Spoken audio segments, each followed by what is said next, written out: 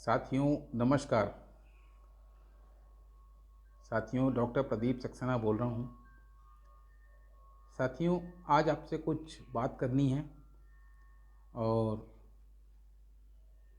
काफ़ी दिनों के बाद मैं आपके सामने आया हूँ, क्योंकि मैं भी ये चाहता था, दिल से चाहता था कि वैदिक आयुर्वेद की ओर जो ख़ास तौर से हमारा हेल्थ डिवीज़न है वो लोगों के लिए हमेशा खुला रहे। डॉक्टर्स लोगों की हेल्प करते रहें, कैंप लगते रहें और कंपनी चलती रहे। सबसे बड़ा उद्देश्य यही था। लेकिन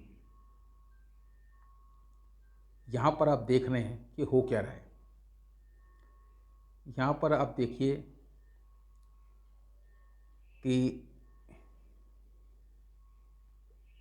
ये तो आपने देख ही लिया कि लगातार सीएमडी साहब यूट्यूब पे लाइव आए। इसमें तो कोई दो राय नहीं है, वो लोगों के टच में रहे। लेकिन टच में रहने के बाद उन्होंने अपनी जो बनी हुई इज्जत थी, मेरे हिसाब से वो भी खराब कर ली। क्यों कर ली? जब आपकी कही हुई बातें, आपके कहे हुए कमिटमेंट्स एक के बाद एक के बाद एक के बाद एक के बाद फेल होते जाएंगे। मुझे आज भी वो दिन याद है, यूट्यूब लाइव जब होता था तो तुरंत 3000 4000 लोग आ जाते थे, 3500 4000 लोग एकदम से आ जाते थे। आज यूट्यूब लाइव के अंदर 100 200 लोग भी नहीं आ पा रहे हैं। क्यों नहीं आ रहे?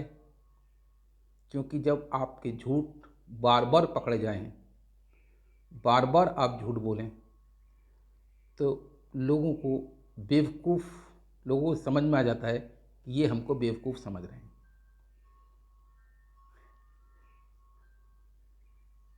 और ये हकीकत भी है, वो समझ भी रहे हैं। उनको उनको समझ में आ रहा है कि ये लोग जो है ना पागल हैं। इन लोगों ने हमारे को इतना पैसा दे दिया जिसके लिए, जिसकी हमारी हमारी इतनी औकात नहीं थी, इतना इन्होंने हमें पैसा दे दिया। लेकिन दे दिया और वो पैसा संभला नहीं, वो बिजनेस संभला नहीं। बहाने कुछ भी बनाओ, कोई भी कहानी करो, लेकिन हकीकत यही है कि बिजनेस, आप कहो कि हमारा टीवी के ऊपर पेड गलत न्यूज़ आ गई थी जिसकी वजह से आईडी आनी बंद हो गई, ये झूठ है, बिल्कुल झूठ। बल्कि उसके बाद तो बिजनेस और ज़्यादा आया। ज़्यादा क्यों आया? क्योंकि उस समय में लोगों के दिमाग में एक बात आई कि जब ये कंपनी को पेड न्यूज़ आ गई है कि ईडी का शिकंजा ई स्टोर के ऊपर, और उसके बावजूद भी ई स्टोर पैसा दे रहा है लोगों को, तो इसका मतलब ईडी का शिकंजा ई स्टोर पे नहीं है, कुछ गलत है। तो ई स्टोर जब उस समय ने पैसा लोगों को दिया तो बिजनेस और ज़्यादा गिरा।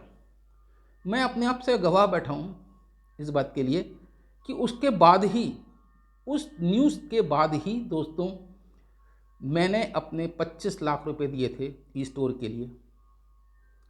मेरे टीम से 1 करोड़ रुपया उनको गया था जिनका स्टोर खुला नहीं। यानी आप समझ सकते हैं, 1.25 करोड़ रुपया इनके पास में ऐसा चला गया जो खुला ही नहीं। और वो दिया कब कब गया था?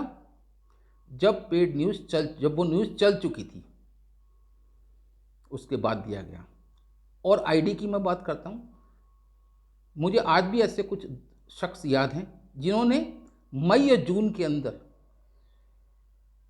27 लाख एक ने लगाए थे और 22 लाख एक ने लगाए थे। केवल 2 आदमियों के ही करीब 49 लाख रुपए लगे थे, जिनको कुछ भी नहीं आया।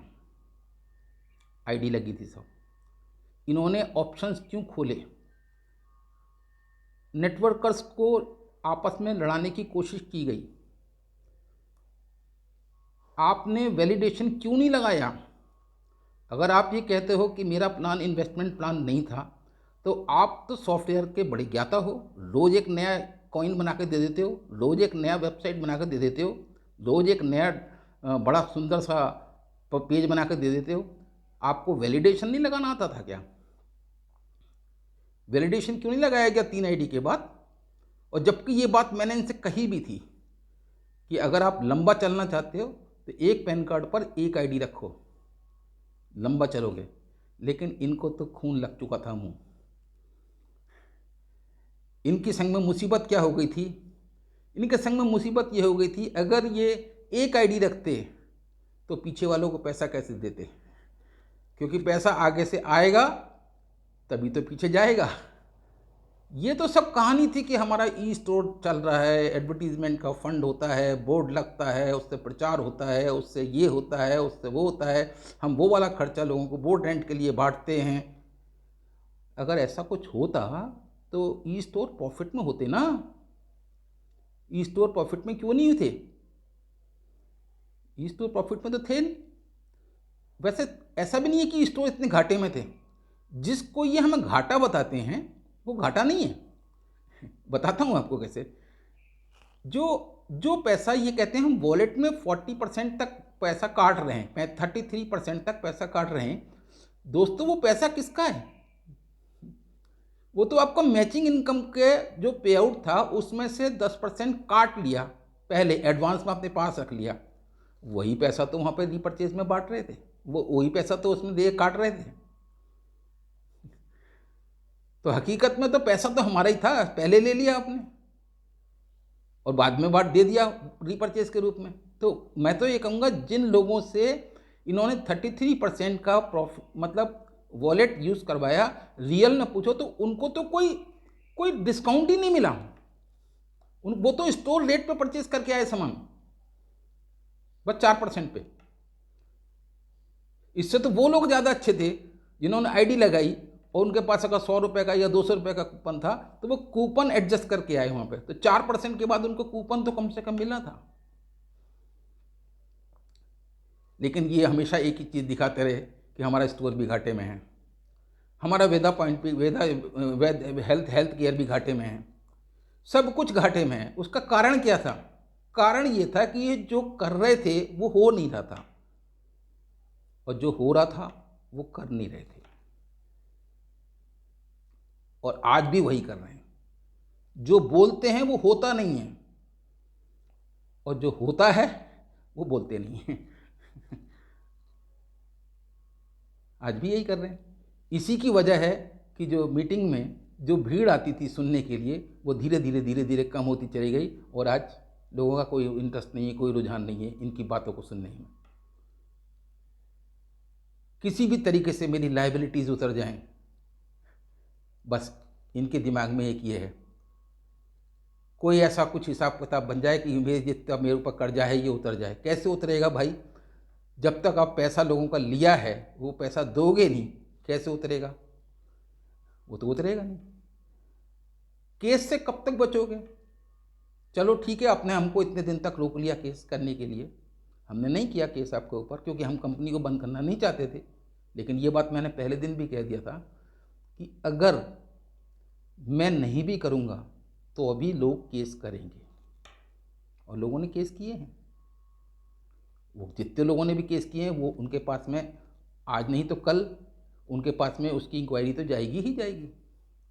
देखो एक बात बताऊं, कई बार क्या होता है, कई बार लोगों का कुछ ना लक भी काम करता है। हर बार पासा जो है डलता है और वो उसको फेवर कर जाता है, हर बार पासा डलता है उसको फेवर कर जाता है। लेकिन एक टाइम ऐसा आता है हर पासा उल्टा पड़ता है। कुछ भी कर लो हर पासा उल्टा पड़ेगा। क्यों? वो क्या होता है? वो होता है आपके कर्मों का फल। जो आपने बोया है वही काटोगे। जो आपने झूठ बोल के धोखे से गरीब लोगों का, ऐसे लोगों का जिन्होंने अपने बच्चों की शादी के लिए पैसे रखे, किसी ने बच्चे की पढ़ाई के लिए पैसे रखे, किसी ने बैंक से लोन लेके तुम्हारे विश्वास के ऊपर पैसे दिए कि यार फैज़ान वाकई में बहुत अच्छा आदमी है, ऐसी बात नहीं है, ये कंपनी बंद नहीं करेगा। 4 साल हो गए हैं कंपनी को चलते हुए, चलाता रहेगा। मैं भी कहता था, मैं तो एक बात कहता हूँ, मुझे तो वो फैज़ान दिखते नहीं। वो फैज़ान कोई और था भाई, ये फैज़ान कोई और है। जिस फैज़ान से मैं पहली बार मिला था वो कोई और फैज़ान था, ये फैज़ान कोई और है। क्योंकि ये वाला सीन मैंने कभी सोचा नहीं था कि ऐसा भी होगा। मेरे से ही कितनी बार झूठ बोलती है। आपको पब्लिकली अनाउंसमेंट किया कि साहब हम डॉक्टर साहब हैं जो चैनल पे आते हैं, उनको हम जो है कंपनी के अंदर वैदिक आयुर क्योर में उनको डायरेक्टर बना देंगे, तो वो जो है यहाँ पे हेल्थ कैंप करेंगे, हेल्थ कैंप की सारी जिम्मेदारी उनको दे देंगे। मेरे से भी मीटिंग हुई, दोनों जने थे, मुकेश त्यागी और फैजान दोनों थे। 3 घंटे मेरे से मीटिंग करी, हम 3 जने थे। बहुत अच्छी मीटिंग, बहुत अच्छी बातें हुई, लेकिन कुछ भी नहीं। It was all time pass, मेरे को कॉन्फिडेंस में लेने के लिए, क्योंकि मैं पैसे मांग रहा था। मुझे पैसे देने ना पड़े इसलिए मुझे क्या क्या प्रलोभन नहीं दिए गए। लेकिन मैं उन प्रलोभनों की वजह से चुप नहीं था दोस्तों। मैं प्रलोभन में फंसने वाला आदमी नहीं हूं। मुझे आप लोगों का जब कल्याण कहीं पे छुपा होता है तो मैं झुक जाता हूं। जब लोगों का कल्याण नहीं होता है, मुझे तुम कुछ भी दो, मैं उस प्रलोभन में फंसने वाला नहीं हूं। मैं रियल में नहीं हूं ऐसा आदमी। अगर ऐसा होता तो मैं भी, आपकी टीम के अंदर बहुत सारे लोग ऐसे हैं जिन्होंने खूब केस के लिए हल्ला मचाया, ये किया वो किया वो किया, और अपने पैसे लेके और साइड में निकल गए। वही लोग जो पहले गाली बकते थे, आज वो लोग कंपनी की तारीफ करने लगे। मैं तो नहीं कर रहा। मैं तो आज भी कह रहा हूँ कि वो वाला फैज़ान नहीं है, ये फैज़ान तो दूसरा है।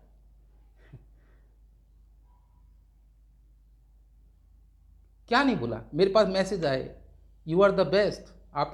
मैंने आपके वीडियो को देख के मुझे वो ग्वालियर बीट के अंदर जो आपने गाना गाया था, वो मुझे गाना याद आ गया, जब इंडिया में आऊँगा सबसे पहले आपसे गले मिलूंगा। ऐसे ऐसे सेंटेंस, प्यार भरे सेंटेंस हमसे लव वाले बोले जा रहे हैं जैसे सबसे ज़्यादा प्यार हमसे ही करते हैं। हमने भी सोचा कह लो, कोई दिक्कत नहीं है। लेकिन हकीकत में हो क्या रहा है, जब हमारे ऊपर मुसीबत आ रही है, दोस्त किसको कहते हो? दोस्त, what is the meaning of friend? Friend का मीनिंग क्या है? अगर आप मुझे अपना दोस्त समझते हो तो उसका मतलब क्या है? दोस्त का मतलब ये होता है कि अगर आपके दोस्त को कहीं पे भी किसी भी तरीके की मुसीबत है और उसने आपको नहीं भी बताया है और आपको कहीं से पता चल जाता है, तो आप अपनी जान की बाजी लगा के उसकी जान बचा देते हो। वो होता है रियल फ्रेंड। और ये वो दोस्त हैं, इनको अपने ही पैसे खैरात के रूप में मांगने पड़ रहे हैं, वो फिर भी नहीं दे रहे। मैंने इनसे ये तक कहा, भाई आपके पास मेरे बहुत सारे पैसे हैं, 40 लाख तो मैंने कैश दिया आपको, 15 लाख की मेरी आपने मैचिंग रोक दी, 25 लाख रुपए का BMW रिवार्ड आपने रोक लिया, 25 लाख रुपए की लगभग आईडी आपके संग में लगी हुई है। 1 करोड़ का प्रोजेक्ट है पूरा, जो मैं अकेले, जिसको मैं भुगत रहा हूँ, समझे? और इसके बाद सुनो, मैंने इनसे ये कहा, आप 1-1 लाख रुपए करके दे दो, चलो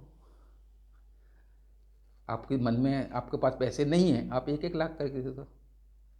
नहीं दे रहे। बहुत मेहनत, बहुत कहने के बाद एक बार 50,000 रुपये दिए। मैं झूठ नहीं बोलूँगा, जो कहा जो है वो सबके सामने मैं कहूँगा, छुपाऊँगा नहीं। एक बार 50,000 दिए। मेरे ऊपर कर्जा बहुत हो चुका था, 20 लाख रुपए का आज भी कर्जा है मेरे ऊपर, जो मुझे देना है। और मैंने उसकी सारी कर्जे की डिटेल इनके पास में भेज रखी है, इसके बावजूद भी नहीं सुनते। लिटरली आई टेल यू, पिछली बार तो मैं इनको फ़ोन मिला रहा था तो मैं रो रहा था उस समय। मैंने इनसे कहा था, आपने रुला दिया मुझे। दोस्तों, मेरी आदत है कि मैं हंसता रहता हूँ। इसका मतलब ये नहीं है कि मेरे पेट में, मेरे अंदर दर्द नहीं है। मेरे अंदर अपना दर्द है और साथ में मेरी टीम का दर्द है और सब तमाम उन लोगों का दर्द है जो लोग हमारी सुविधाओं से अच्छे हो रहे थे, आज वो लोग तड़प रहे हैं। मैं यूट्यूब पे, मेरे चैनल के ऊपर आज भी कमेंट्स आते हैं कि डॉक्टर साहब आप आजकल जवाब क्यों नहीं देते। क्या जवाब दूँ? बताओ आप, क्या जवाब दूँ? 1 साल हो गया इनसे ये बात कहते हुए कि यार कुछ नहीं करते आप, कम से कम हेल्थ केयर की दवाइयाँ तो कम से कम बनाते रहते, कैंप तो चलता रहता, एक डिवीज़न तो चलता रहता। आपके पास पैसे नहीं थे, आप करके कुछ कुछ करके 10% करके भी अगर लोगों को पैसा देते रहते तो कम से कम लोग आपके एनॉयड तो नहीं होते, काम तो चलता रहता। कुछ समझ नहीं आती क्योंकि बुद्धि चेंज हो गई है। वो फैजान नहीं है, आप दूसरे वाले हैं। मैंने उस समय मैं शांत हो गया था। आप में से बहुत सारे लोगों ने मेरे ऊपर भी इल्ज़ाम लगाया था इस बात का कि डॉक्टर साहब को पूरे पैसे उनके मिल गए इसलिए वो चुप गए। दोस्तों ऐसा नहीं है, मैं पैसों के लिए नहीं चुपा था, मैं केवल इस बात के लिए चुपा था कि चलो और फैज़ान को टाइम देते हैं, फैज़ान साहब को, CMD साहब को और टाइम देते हैं। मैंने और टाइम दिया और उसका नतीजा क्या हुआ? आज भी वहीं खड़ा हूँ मैं, कंपनी भी वहीं खड़ी है, कहीं नहीं चली। बल्कि हुआ क्या है, और 2-4 तरीके पैसे मारने के लोगों के, वो वाले तरीके अडॉप्ट कर लिए और वो लोगों के पैसे ले लिए। जिस दिन आपको बताऊं, जिस दिन 1-1 करोड़ रुपए के स्टोर की एक्रेडिया की मर्जिंग होके स्टोर खुले थे, मैंने कुछ लोगों से उसी समय कह दिया था, दोस्तों सावधान हो जाओ, मुझे कहीं इसके अंदर भी कुछ स्मेल आ रही है। वो क्या आ रही है कि छोटे छोटे स्टोर जिनके पास 4-4, 5-5, 7-7 लाख रुपए का माल था, वो माल ऐसा तो देते नहीं, उनका सामान नहीं देते, पैसे नहीं देते, तो इन्होंने उनसे मर्जर के बहाने सारा सामान ले लिया और एक बड़े से स्टोर में ला के रख दिया और वो 1 करोड़ का स्टोर बना दिया। दोस्तों वहाँ पे सामान पता किस कोड पे बिक रहा था? QR कोड पे बिक रहा था। मैं सामान लेके आया था, उसमें मैंने पेमेंट भी किया था। वो जो QR कोड था वो था मोहम्मद फैज़ान का। क्या मोहम्मद फैज़ान कंपनी है कोई? मोहम्मद फैज़ान के नाम में पेमेंट क्यों जा रहा है? 1 करोड़ का स्टोर था, वो भी बिकते बिकते बिकते बिकते बिकते बिकते 80-85 लाख, 50-90 लाख का वो भी बिक गया। वो पैसा भी सब इनके पास चला गया। उसके बावजूद भी इनका एक ही स्टेटमेंट है, हमारे पास पैसे नहीं है। हम ऐसा चेहरा बना के आएंगे यूट्यूब के ऊपर जैसे इस दुनिया का सबसे ज़्यादा दुखी आदमी कोई है तो डॉक्टर फैज़ान, जबकि हकीकत कुछ और है। मुझे तो आज समझ में आता है कि इस लेवल पे अगर आप पहुंच गए हो तो आपको एक्टिंग भी आनी चाहिए। अगर एक्टिंग नहीं आती है तो आप इस लेवल पे पहुंच नहीं सकते। ये भी बहुत बढ़िया एक्टिंग है कि हम जैसे भी हों, हम देखने में, लेकिन हम लगे ना ऐसे। ये मैं बोल रहा हूँ आपसे।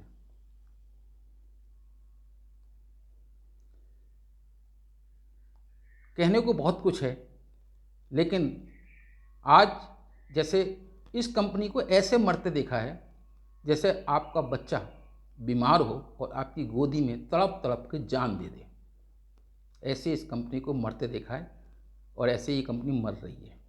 ये कहने को कुछ भी कहें कि हम ये कर रहे हैं, वो कर रहे हैं, ये कर रहे हैं, कोई कुछ नहीं कर रहे हैं। जब तुम अपने आप से मैं एक बात पूछता हूँ, तुम जब झूठ पे झूठ, झूठ पे झूठ बोलते चले जा रहे हो और उसके बाद वो लोगों से ये उम्मीद कर रहे हो कि लोग तुम्हारे नए प्लान के अंदर काम करें। मैं मानता हूँ प्लान बहुत अच्छा बनाया, रियल में बहुत अच्छा प्लान है, इसमें कोई दो राय नहीं है।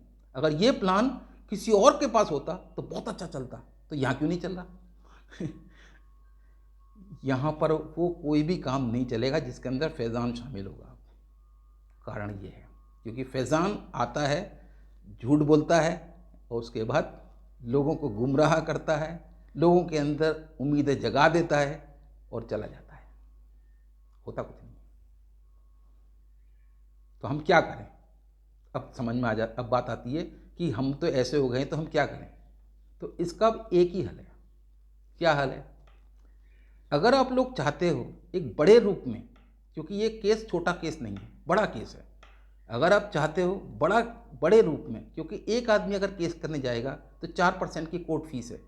4% की कोर्ट फीस का मतलब समझो, अगर 1 करोड़ रुपए का है तो 4 लाख रुपए तो कोर्ट को देना पड़ेगा, वकीलों के अलग।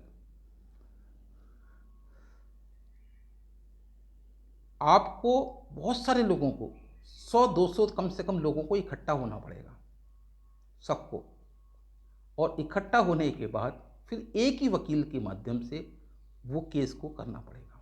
जिससे सबके पास, अगर वो मान लो 100 लोग भी होंगे तो जो फीस आएगी वो 4-4 हज़ार रुपये के आसपास आएगी।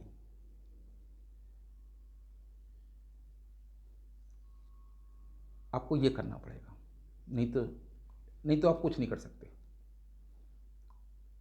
बैठे रहो हाथ पे हाथ रखे हुए। और बाकी तो देखो, मैं तो एक बात मानता हूँ कि इस दुनिया को इंसान नहीं चला रहा है इस दुनिया को चलाने वाला कोई और है, और उसके पास में जो है ना, सबका लेखा जोखा है।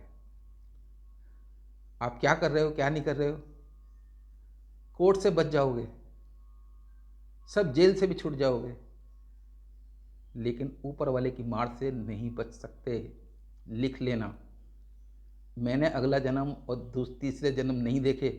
मैंने लोगों को, मेरी उम्र हो गई 60 साल, मैंने इसी जन्म के अंदर लोगों को तड़पते देखा है। कोई कमी नहीं थी पैसों की, फिर भी क्योंकि उन्होंने जो किया वो उन्होंने भुगता है, तो यहीं भुगतेंगे, अपने आप से भुगतेंगे।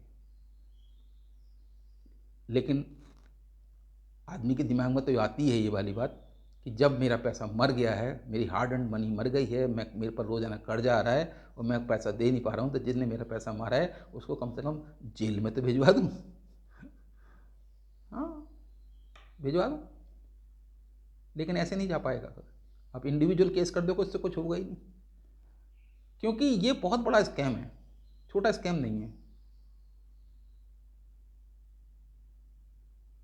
बड़ा स्कैम है। सारे चैनल्स के पते हों, उसके पास एक साथ चैनल्स के पास में रिपोर्ट जाए। मेरे पास हैं, वैसे आ चुके हैं, पूरे हिंदुस्तान के सारे चैनल्स के पते मेरे पास हैं, पूरी रिपोर्टिंग वहाँ पे भेजी जाएगी, आज नहीं तो कल भेजी जाएगी। चुप नहीं रहूँगा, केस नहीं करूँगा तो कम से कम पब्लिसिटी तो करूँगा कि भाई क्या हो रहा है, ताकि जब तुम्हें पैसे देने नहीं है तो ये तो करना ही पड़ेगा, मजबूरी है भाई। तुम हमारे को परेशान कर रहे हो तो हम तुम्हें सुख से कैसे रहने देंगे हम भी नहीं रहने देंगे, सीधी सी बात है, हम भी तो परेशान हो रहे हैं, हम भी नहीं रहने देंगे। आप ही बताओ क्या करें। आपके पास मेरा मैसेज बॉक्स खुला हुआ है, उसके अंदर आप लिखो जो आपको लिखना है, बताओ क्या करना है, कैसे करना चाहते हो आप। और उन लोगों से, ख़ास तौर से ऐसे लोगों से सावधान रहो जो आपको नुकसान कराने की बात करते हैं, समझे ना। ये भी मैं आपको बताता हूँ कि जितने भी बड़े लीडर्स हैं इस कंपनी के, उनको सबको सेट किया गया है कायदे से, जिससे कि बोलना नहीं। एक भी बड़ा लीडर क्यों नहीं बोलता, बताओ, कहाँ हैं सारे बड़े लीडर, सबको सेट कर दिया गया। मुझे एक बार एक लीडर ने बताया भी था ये वाली बात कि डॉक्टर साहब आपका तो सेटअप होगा। मैं बड़ा खुश हो गया था, मगर मैंने कहा शायद मेरा तो सेटअप हो ही जाएगा, लेकिन मैं भी दोस्तों आपकी तरह से चौराहे पे खड़ा हुआ हूँ, मैं भी वो मार खा रहा हूँ जो आप खा रहे हो। तो मुझे इस चीज़ से कन्फर्मेशन हो जाता है कि जब उस लीडर के मुंह से ये बात निकली थी तो मैंने बात पकड़ ली, मुझे ये समझ में आ गया कि सभी लीडर्स का, बड़े लीडर्स का, उनको सेट किया गया है, तब इस कंपनी की ये हालत की गई है।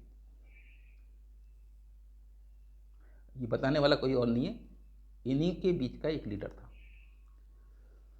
खैर दोस्तों, मैंने अपनी बात, अपने पेट की बात आपको बता दी, मैं इसलिए शांत था लेकिन अब देखिए, दो ऑप्शंस हैं, या तो आप इसके सहारे बैठे रहो, जो ये कर रहे हैं करते रहो, है ना, स्कैम पे स्कैम होते चले जाएंगे, लोगों को 990 भी खा गए, वो भी नहीं दिए, वो भी वॉलेट में दिए, उसका भी क्या करेगा आदमी, वॉलेट का बेकार हो गए। ऐसी जो भी पेमेंट है सब वॉलेट में, मतलब जब आदमी की ये स्थिति हो जाए कि 100 200 रुपये भी खा ले हो हैं तो उससे क्या उम्मीद करोगे। मैंने तो कह दिया इस बार, मुझे तो ऐसा लगता है कि शायद मुझसे भी ज़्यादा गरीब आप हो रियल में। मेरी जेब में एक दिन 1 रुपया भी नहीं था, मैंने इनसे कहा भाई मेरी जेब में 1 रुपया भी नहीं है, कम से कम 10-20 हज़ार ही दे दो, घर में कम से कम खाने पीने का तो सामान आए। उसके बावजूद भी कोई जवाब नहीं आया। आप एक बात बताओ, ऐसे आदमी से क्या आप बिजनेस कर सकते हो? बिजनेस क्या कभी ऐसे आदमी से हो सकता है जिससे वन वे कम्युनिकेशन हो? ऐसे आदमी की आईडी लगा सकते हो इस बिजनेस के अंदर जिसका उसका तो जवाब आता ना हो, वो तो बोलता ना हो और आप करते रहो? ऐसा बिजनेस हो सकता है? बिजनेस तो वही होगा ना जहां पे दोनों तरफ से कम्युनिकेशन हो, दोनों लोगों की बात हो आपस में। कहते तो हैं आप बड़े, आप अपने टीम से कहते हैं आप अपने लीडर से प्रॉब्लम डिस्कस कर लीजिए और वो हमें बता देंगे और हम प्रॉब्लम सॉल्व कर देंगे। इतनी बढ़िया तरीके से बात करने का तरीका आता है, लाजवाब। हमारे को इस बात के लिए हमारे नीचे के कितने लोगों ने हमारे फ़ोन किए, वो अपनी प्रॉब्लम्स बताई। सर आप उनको बोल दो कि हमारी समस्या का समाधान कर दें क्योंकि उन्होंने यूट्यूब पे आके ऐसा बोला है। और हमने जब उनको फ़ोन मिलाया तो फ़ोन नहीं उठा कर राजी नहीं है, मैसेज कर रहे हैं तो पढ़ तो रहे हैं, जवाब दे के राजी नहीं है। हमें भी दिख रहा है। अब बताओ आप ऐसे आदमी का क्या किया जाए? क्या हो सकता है ऐसे आदमी का? आपको जो करना है करो, मैं तो ये कहूँगा जो करना है करो। लेकिन दोस्तों, अब मैं आपको इतना ज़रूर कहूँगा, अगर आप ये सोच रहे हो कि इस कंपनी के सहारे या इस कंपनी से जुड़ी हुई कुछ कंपनियों के सहारे में आप बड़ा पैसा कमा लोगे, जाने के चांसेस ज़्यादा हैं, कमाने के नहीं है। बाकी आपकी इच्छा है। मैंने भी बल्कि एक आध जगह पे इस तरीके से पैसा दिए, लेकिन इसलिए नहीं दिए कि मैंने इसलिए दिए कि लोग मेरे से नाराज़ ना हो, बस। बाकी मैंने उसके अंदर ना किसी को बताया ना कुछ किया, तो मेरे को कोई वो नहीं, सिर्फ इसी बात के लिए क्योंकि जहाँ पर फैज़ान का नाम आएगा वहाँ पर लोग काम ही करने को तैयार नहीं है। पहली बात तो आप तो खुद ही देख रहे होगे अपने आप से, क्योंकि ये फैज़ान वो वाला है नहीं। मैं फिर से वही बोल रहा हूँ, एक समय होता था जब हम फैज़ान साहब की तुलना APJ अब्दुल कलाम आज़ाद साहब सबसे तक से कर दिया करते थे। हमसे लोग कहते थे भाई ये कंपनी मुसलमानों की है, आप मुसलमानों के संग में काम कर रहे हो। तो हम उस समय एक ही बात कहते थे, यार मुसलमान क्या इंसान नहीं होता है? हमारे देश के APJ अब्दुल कलाम आज़ाद क्या वो कौन है, मुसलमान नहीं थे क्या? हम यहाँ तक भी कल तुलना किया करते थे। ऐसे कर करके हमने उन दिनों में इस कंपनी के बिजनेस को उठाया। आज देख लो इन्होंने क्या किया हमारे साथ और क्या कर रहे हैं। अभी भी कोई वो नहीं, सुनने को तैयार नहीं है। अभी भी जो करना है अपनी इच्छा से करेंगे, ठीक है। जब तुमने अपनी इच्छा से ही चीज़ें करनी है, हमसे हमारी बात ही नहीं सुननी है, अपने ही बस मैसेज में लिख के भेज देना, I need you, I love you, I need you, ऐसे मैसेज आते हैं मेरे पास फैज़ान साहब के। लेकिन होता क्या है, कुछ भी नहीं। ये इस मैसेज का मतलब क्या है? इस मैसेज का मतलब ये है, डॉक्टर सक्सेना चुपचाप बैठे रहो, बोलो मत। आपके बोलने से जनता ज़्यादा भड़क जाती है। आज तो मैं गुस्से में भी नहीं हूँ, आज तो मैं आपसे हंसते हुए प्यार से बातें कर रहा हूँ, लेकिन जो हकीकत है वो मैंने आपको बयान कर दी। बाकी हमें भी कुछ ना कुछ, हमने इतने समय तक कोई कंपनी को इसलिए नहीं किया। हमारे पास भी बहुत सारे लोग आए, ऑलमोस्ट सारे लीडर्स कुछ ना कोई कंपनी, कोई ना कोई ऑप्शन करने लगे। हमने कुछ भी नहीं किया ये सोच के कि यार हमें तो इस कंपनी को ही आगे बढ़ाना है। लेकिन आज ये समझ में आता है कि इस कंपनी में अब काम होगा भी नहीं। पहली बात तो चाहिए कि तभी बढ़िया प्लान लेके आ जाए, नहीं होगा, क्योंकि इसकी अब अंदर क्या है, फैज़ान साहब जब तक यहाँ पर हैं, उनका नाम है, काम नहीं होगा। क्योंकि फैज़ान साहब ने इतना झूठ बोल दिया है कि अब लोग उनकी बात का विश्वास करने के लिए तैयार ही नहीं है। किसी भी हालत में कुछ भी कहें वो तैयार नहीं है। मैं देख रहा हूँ मेरे ग्रुप के अंदर, मेरी एक साइड में बहुत बड़ी टीम है, मैं देखता हूँ वहाँ पे 2 महीने के अंदर मुश्किल से 25-30 आइडिया लगी हैं बस। जहाँ पर एक दिन के अंदर 200, 300, 400 आइडिया लगती थी एक दिन में, वहाँ 25 से 30 आइडिया लगी हैं। कोई 499 की है, कुछ आइडिया 11,000 वाली भी हैं। तो इसका मतलब ऐसा थोड़ी है कि हम जो सोच रहे हैं वो गलत है। हम जो सोच रहे हैं वो सच है, लोग विश्वास नहीं कर रहे। करेंगे भी कैसे जब तुमने कर्म ऐसे कहे तो। इसलिए अब आप ये कहो कि साहब मेरा साथ दे दो, आप मुझे पैसे दोगे तो मैं लोगों को पैसे दूंगा। आपको हम पैसे कैसे दें? हम भी तो पब्लिक से पैसे लेके देंगे, जब पब्लिक आप आके झूठ बोलते हो तो पब्लिक देने वाली, जो देने वाली होती है वो भी नहीं देती, कहती वो तो झूठ बोलता है। आप खुद से सोचो अपने आप से मिस्टर फैजाम कि ये बिजनेस को आप बजाय उठाने के खुद ही गिरा जाते हो हर बार मीटिंग में आते हो तो, क्योंकि तुम एक कमिटमेंट करते हो और उसका पूरा करते नहीं हो। तो तुम्हारा कमिटमेंट खुद ही फेल होता है, तो नया आदमी जो बिजनेस में आने वाला होता है वो इस बिजनेस को ज्वाइन नहीं करता है।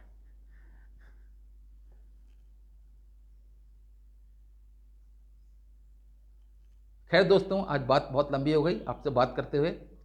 मैं आपसे ये कह रहा हूँ कि अब मैंने कुछ अपने आप से भी आगे का ऑप्शन मैंने अपना ढूंढ लिया है, और आपको मैं अब ऐसी चीज़ दूंगा कि जो हेल्थ केयर के अंदर पहले जो हम कर रहे थे उससे भी लाख गुना अच्छी चीज़ मैं आपको दूंगा।